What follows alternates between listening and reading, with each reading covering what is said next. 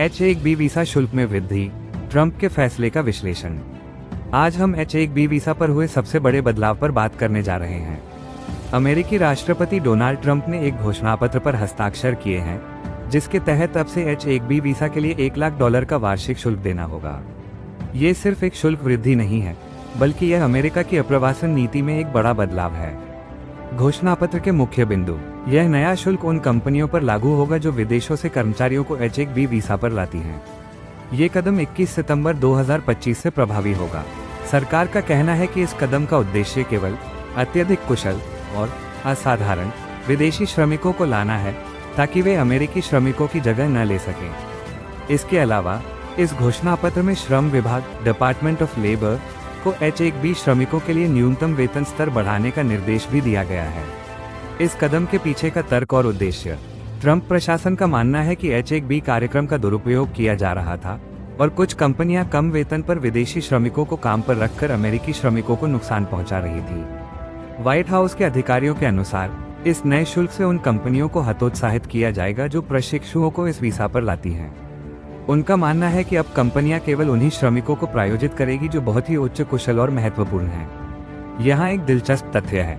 H-1B कार्यक्रम को शुरू में अमेरिकी कंपनियों को उन क्षेत्रों में उच्च कुशल विदेशी प्रतिभाओं को लाने में मदद करने के लिए बनाया गया था, जहां घरेलू श्रमिकों की कमी थी। भारतीय पेशेवरों और कंपनियों पर प्रभाव। इस नए नियम का सबसे बड़ा खामियाजा भारतीय पेशेवरों को भुगतना पड़ेगा, क्योंकि वे H-1B वीसा के सबसे बड़े लाभार्थी हैं। ये शुल्क छोटे और मध्यम आकार के व्यवसायों के लिए एक बड़ा बोझ बन जाएगा, जो भारत से पेशेवरों को काम पर रखते हैं। हालांकि बड़ी कंपनियों के लिए भी यह एक महत्वपूर्ण लागत होगी, जिससे उनकी लागत बढ़ सकती है। कई कंपनियां अब शायद ऑफशोरिंग या भारत में ही अपनी टीम बनाने पर अधिक ध्यान दें। कानूनी और राजनीतिक चुनौतियां। ये घोषणापत्र बिना किसी विधायी प्रक्रिया के आया है, जिसके कारण यह तुरंत कानूनी चुनौती का सामना करेगा। कई विशेषज्ञों का मानना है कि यह नियम संघीय अदालत में खारिज हो सकता है। ये कदम ट्रंप प्रशासन के अप्रवासन पर कड़े रोक को दर्शाता है, लेकिन ये कानूनी रूप से कितना मजबूत है, यह आने वाले समय में पता चलेगा। भविष्य की दिशा। अमेरिका और भारत। यदि यह नया नियम लागू रहता है, तो यह अमेरिका के लिए नवाचार को सीमित कर सकता है, क्योंकि कंपनियां अब शीर्ष प्रतिभाओं को आकर्षित करने में पीछे हट सकती हैं।